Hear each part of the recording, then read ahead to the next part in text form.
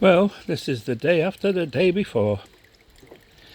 As you remember in the last video, the pond was completely obliterated by dirt on it and stuff that had been thrown into it with the rain and the wind. Well, today, after putting the detox in, you can see that you can now see the bottom of the pond.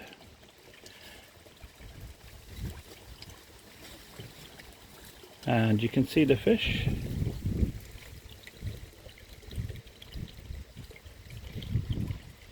However, there's still white bits floating on the water, which I think is sawdust, because when you take it off it feels like sawdust. So there must be somewhere close where they are milling wood or something other, and the sawdust is getting blown up by the wind and the rain and dropping into my pond. The skimmer's been going all night and it still hasn't cleared it all off, but it's getting there.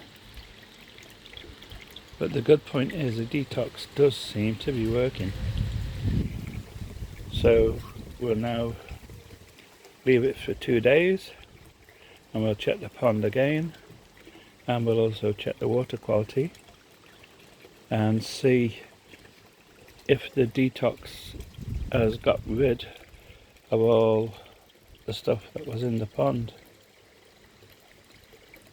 So please subscribe and I'll catch you in the next one.